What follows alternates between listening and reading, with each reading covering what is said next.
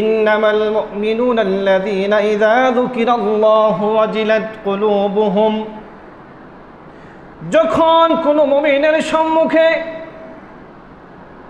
কোনো মুমিনের সামনে কালামে পাক থেকে তিলাওয়াত করা হবে, কালামে পাক থেকে কোনো ধরনের আলোচনা করা হবে, আল্লাহ পাক রব্বুল আলামিন বলেন ওয়াজিলাত কুলুবুহুম, তাদের অন্তর ভয়ে কম্পিত হয়ে যায়।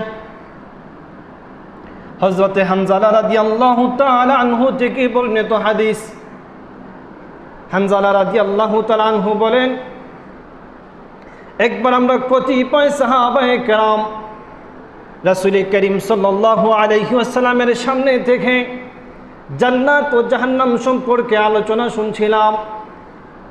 হানজালা রাদিয়াল্লাহু তাআলা আনহু বলেন, যখন আলোচনা শুনছিলাম তখন আমাদের মনের মধ্যে এত পরিমাণ ভয় ঢুকেছে, জাহান্নামের কথা বলার পরে আমাদের মনের মধ্যে এত পরিমাণ ভয় ঢুকেছে। হানজালা রাদিয়াল্লাহু তাআলা আনহু বলেন, আমাদের অন্তর থেকে রক্তক্ষরণ হচ্ছে, চক্ষু দিয়ে পানি গড়গড় করে পড়তেছে। কিছু সময় পরে যখন রাসূলুল্লাহ সাল্লাল্লাহু আলাইহি ওয়াসাল্লাম ওনার আলোচনা শেষ করে দিলেন, আমরা বাড়িতে চলে গেলাম। বাড়িতে যাওয়ার পরে যখন বিবি বাচ্চাদের সাথে কথাবার্তায় লিপ্ত হয়ে গেলাম, যখন বউ বাচ্চাদেরকে সময় দেওয়া শুরু করলাম, কিছু সময় যেতে না যেতেই রাসূলুল্লাহ সাল্লাল্লাহু আলাইহি ওয়াসাল্লামের দরবারে থেকে জাহান্নামের কথাবার্তা শুনে মনের মধ্যে যে পরিমাণ ভয় ঢুকেছিল, বিবি বাচ্চাদের সাথে সময় কাটানোর কারণে আমাদের অন্তর থেকে, আমার অন্তর থেকে সমস্ত ভয় কেটে গিয়েছে। হানজালা রাদিয়াল্লাহু তাআলা আনহু মনে মনে ভীত হয়ে গেলেন। রাসূলের দরবারে থাকা অবস্থায় মনের অবস্থা হয় একরকম, আর যখন বাড়িতে চলে আসি তখন আমার মনের ভিতর অবস্থা হয়ে যায় ভিন্ন রকম, আমি নাকি মুনাফিক হয়ে গেলাম। দেখেন তাদের কি চিন্তা ফিকির তাদের। হানজালা রাদিয়াল্লাহু তাআলা আনহু বলেন, আমি যখন রাসূলুল্লাহ সাল্লাল্লাহু আলাইহি ওয়াসাল্লামের কাছে ছিলাম তখন আমার মনের মধ্যে অনেক ভয় ছিল। জাহান্নামের শাস্তির কথা যখন রাসূল বলেছিলেন তখন ওই ভয় আমি জানি, আমি কেমন যেন মনে হচ্ছিল যে ওই ভয়টা যেন আমাকে পাকড়াও করে ফেলবে, এরকম মনে হচ্ছিল। যখন বাড়িতে আসলাম, বউ বাচ্চা সম্পত্তির কথা যখন মাথার মধ্যে এসে ঢুকলো, তখন আমার আর জাহান্নামের কথা মনে নাই। আমার মনের ভিতরে যে ভয় ছিল ওই ভয় তিলমাত্র নাই। হানজালা মনে মনে ভাবলেন, হায় হায়, আমি তো মনে হয় মুনাফিক হয়ে গিয়েছি। মুনাফিকের খাসলত হচ্ছে আপনার সম্মুখে বলবে একটা, আপনার দূরে গিয়ে বলবে আরেকটা। মনে মনে রাখবে বিদ্বেষ, মুখ দিয়ে প্রকাশ করবে ইসলাম, মুখ দিয়ে ইসলামের কথা বলবে, কিন্তু অন্তর দিয়ে ইসলামের শত্রুতা পোষণ করবে। হানজালা রাদিয়াল্লাহু তাআলা আনহু টেনশনের মধ্যে পড়ে গেলেন। টেনশন করতে করতে ঘর থেকে বের হয়ে গেলেন। আমার হালত রাসূলুল্লাহ সাল্লাল্লাহু আলাইহি ওয়াসাল্লামকে জানাতে হবে। এরকম যদি বসে থাকি আর এই হালতে যদি মৃত্যু হয়ে যায়, জানি না আল্লাহ নাকি আমাকে জাহান্নামে দিয়ে দেয়। হানজালা রাদিয়াল্লাহু তাআলা আনহু টেনশন করতে করতে ঘর থেকে বের হয়ে গেলেন। যখন ঘর থেকে বের হয়ে রাস্তার মধ্যে আসলেন, আসার পরে দেখা হলো হযরতে আবু বকর সিদ্দিক রাদিয়াল্লাহু তাআলা আনহুর সাথে। আবু বকর সিদ্দিক রাদিয়াল্লাহু তাআলা আনহু সালাম দিলেন। সালাম দিয়া জিজ্ঞাসা করলেন, ভাই হানজালা কেমন আছো? হানজালা রাদিয়াল্লাহু তাআলা উত্তর দিলেন, ভাই আবু বকর, তোমার ভাই হানজালা মুনাফিক হয়ে গিয়েছে। আবু বকর অবাক হয়ে গেলেন, এই যে কি বলো, তুমি মুনাফিক কি হলে? কি এমন কাজ করেছো, কি এমন কাম করেছো যার কারণে তোমার মধ্যে নেফাকি চলে আসছে?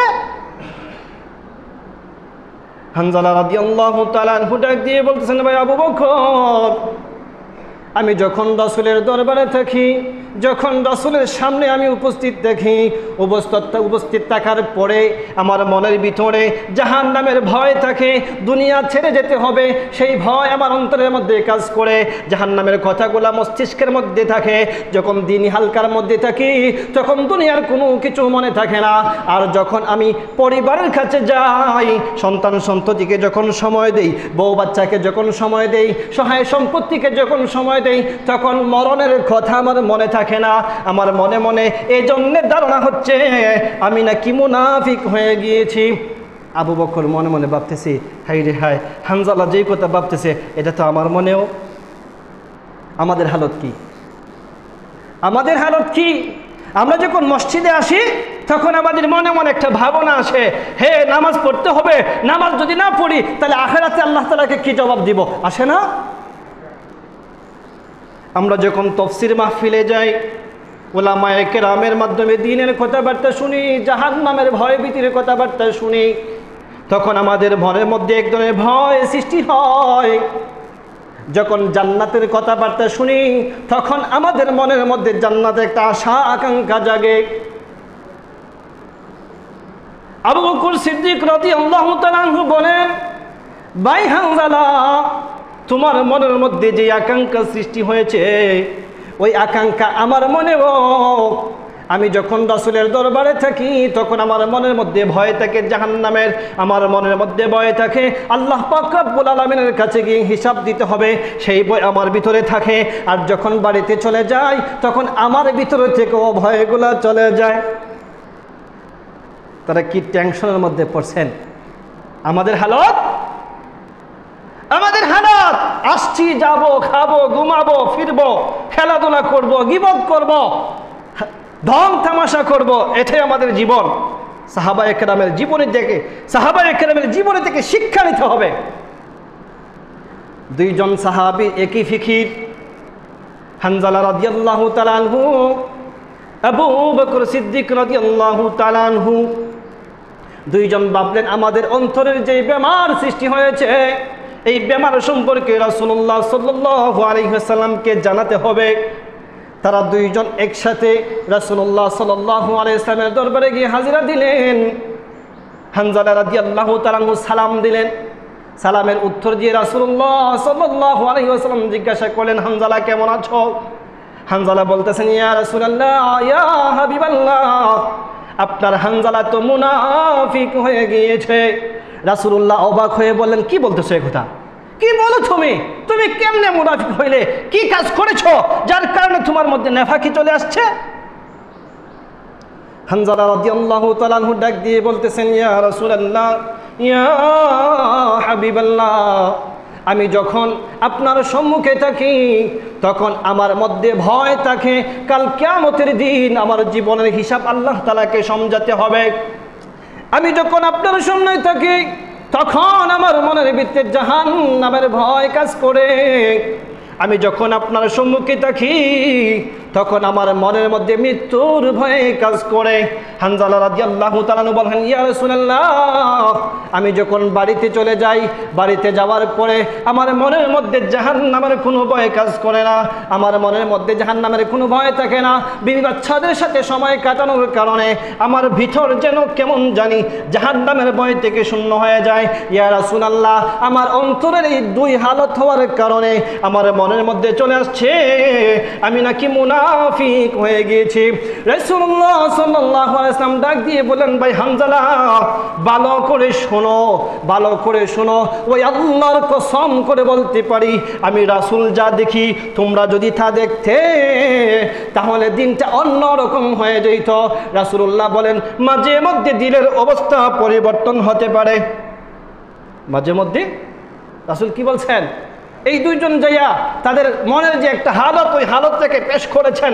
হালত পেশ করার পরে রাসূলুল্লাহ বলতেছেন যে মাঝে মধ্যে মনের অবস্থা পরিবর্তন হতে পারে। রাসূলুল্লাহ বলেন, যদি মনের অবস্থা পরিবর্তন না হয় তাহলে আমি দেখতে পাচ্ছি আসমান এবং জমিনের যত ফেরেশতা আছে তোমাদের অন্তর যদি সব সময় আল্লাহ পাক রব্বুল আলামিনের ভয়ে প্রকম্পিত থাকে, জাহান্নামের ভয়ে প্রকম্পিত থাকে, আল্লাহর আযাব আর গজবের ভয়ে যদি প্রকম্পিত থাকে, তাহলে আমি রাসূল এই কথার সাক্ষ্য দেই, আমি রাসূল দেখতে পাচ্ছি আসমান এবং জমিনের যত ফেরেশতা আছে সবাই তোমাদের সাথে হাত মিলানোর জন্য অপেক্ষা করতে থাকবে।